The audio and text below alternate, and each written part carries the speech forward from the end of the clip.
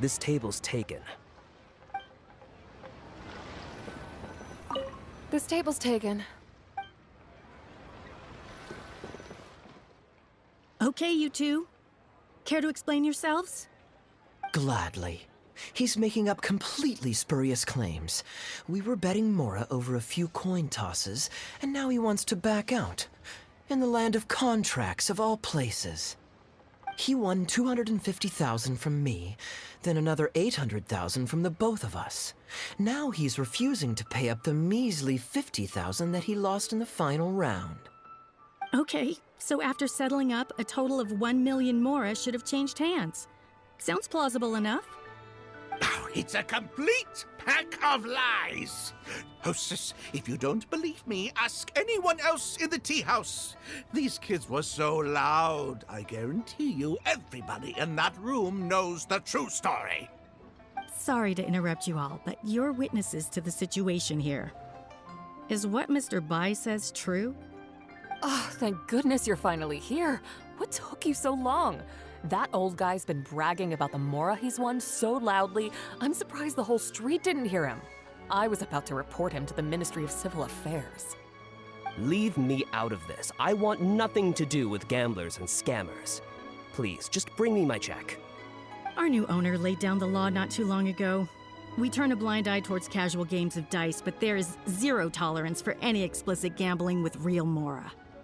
Return any winnings to the party you took them from, and we'll say that none of this ever happened. Otherwise, I'll have to bring in the Millilith. And I can assure you that they take a more hard line on this kind of thing than we do. Why should I have to give them any Mora? I don't have any Mora on me. Oh, but I think you do. 2 investments, was it? One of them to the tune of exactly 1 million as it happens. Oh, and don't forget you still need to pay the tab. You... Wait. How did you... Halberd! Fang! There's a gentleman here that I'd really like you to meet. Please, please don't. I'll pay, all right? This was never your Mora to begin with. We'll be returning it to its rightful owner now.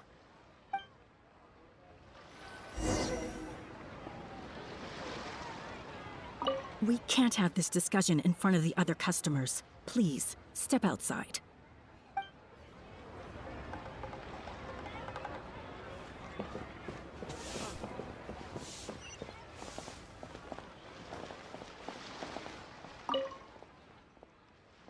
What did you think, Captain Wu? Could you hear clearly from your corner on the 2nd floor? Yes, everything. I can't thank you two enough. Woo. This was your doing, wasn't it? You and this monster planned the whole thing. Along with that blonde one. And all the customers on that floor were in on it too, weren't they? I know where you live, and I know what your wife looks like, and your pretty little daughter too. You crossed the wrong man today. Who'd be scared of a crook like you? I'll take you on any day of the week.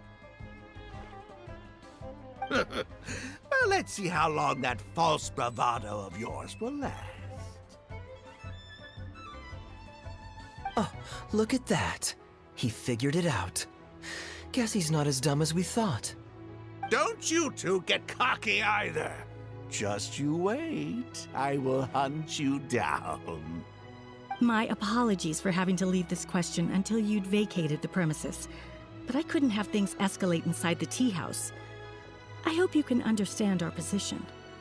I noticed that all the guests on the 2nd floor were present before you took your seats, then left almost immediately after you did. Would I be correct in saying you were looking to set this man up?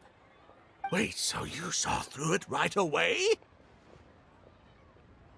Under normal circumstances, we would never tolerate a scheme like this taking place on our grounds, as it risks damaging our owner's reputation. However, I understand that our owner holds the Traveler in high regard, and must have good reasons for their actions. Still, I would appreciate an explanation, if only so that I can answer to the owner. Ah, as I thought. When you're operating on someone else's turf, you run the risk of clashing with the master of the house. Thankfully, we considered that possibility before going ahead with our plan. Over to you, brave hero. You're the one with the connections in Liyue. It's your time to shine.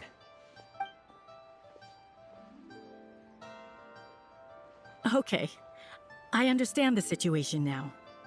It goes without saying that I have no wish to stand in the way of your chivalrous deeds. I'll report everything you told me to our owner. Well, Captain Wu, remember what I promised you? What do you think?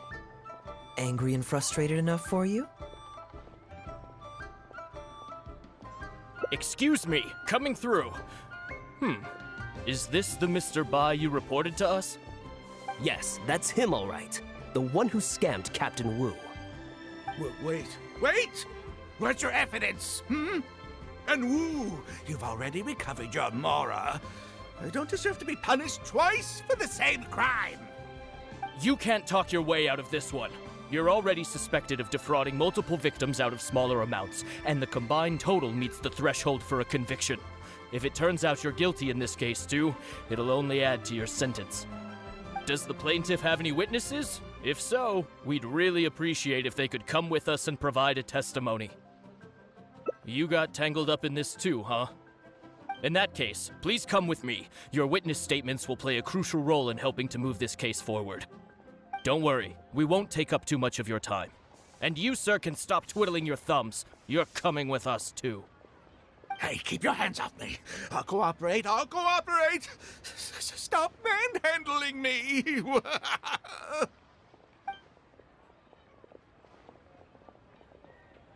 Thank you so much, the both of you. I really don't know how I could ever begin to repay you. Well, I have an idea. We originally came here to do some sightseeing. Anywhere you'd recommend we go before the end of our trip? Let me think. Now, where would I want to go? Hey, are either of you interested in a fishing trip? Sounds fun to me. Let's go.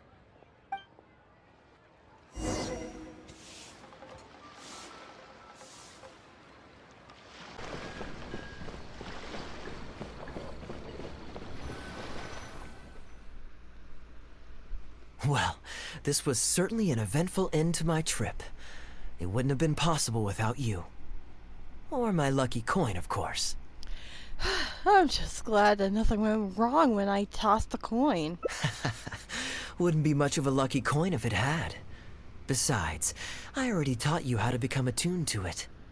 You still need some practice to master the technique, but luckily it decided to play nice and spare us any more complications. How do you control it anyway? A better question to ask might be, what do I do to make this coin happy to work with me and show me whichever side I wish?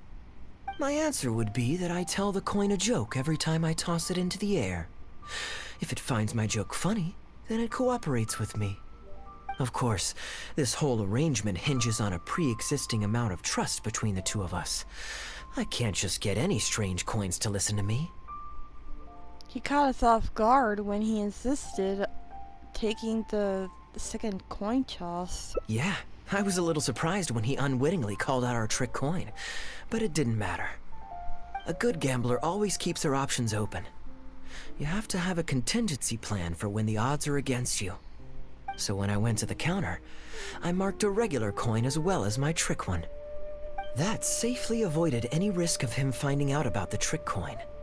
But it also meant that we wouldn't be able to control the result of that round. But hey, what does it matter? The fact that he made things a little more challenging only made it all the more exciting to watch him slowly but surely fall into our trap.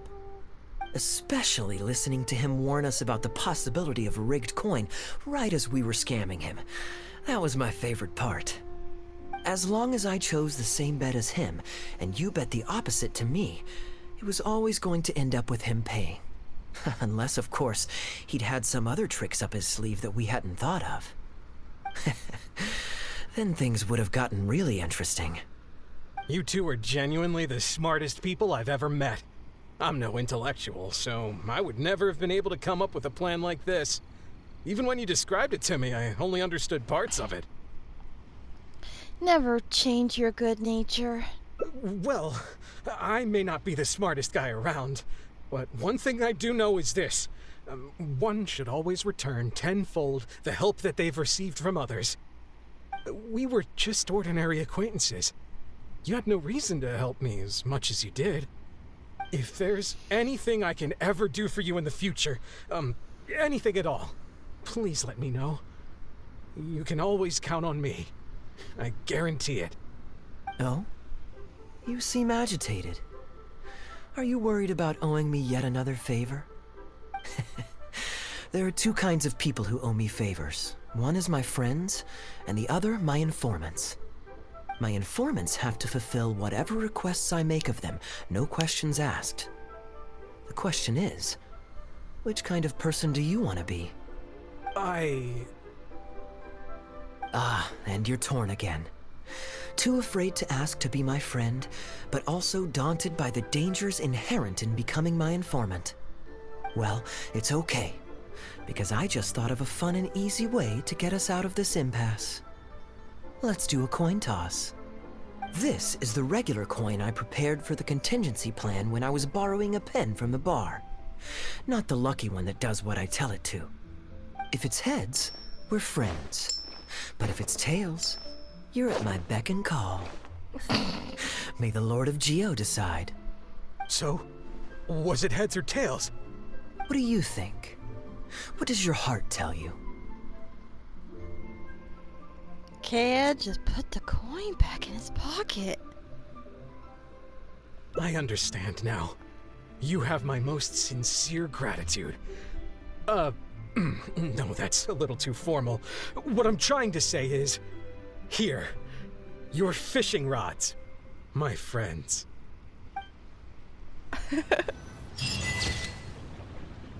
Lucky coin. Oh, I like that picture.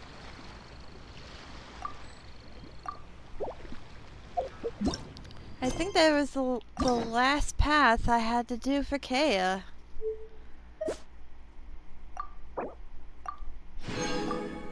Let me double check.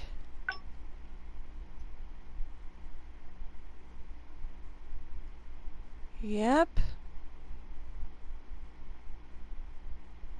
That was the last pass.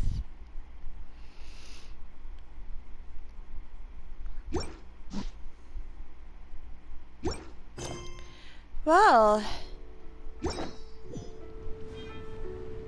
that was a fun time.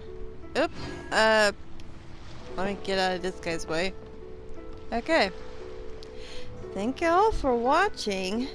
That was very interesting to hang out with Kaeya. It was very, very fun indeed because this is Kaeya we're talking about. Okay, so thank you all for watching. Hit that like button and comment down below if there was a favorite part about this you liked.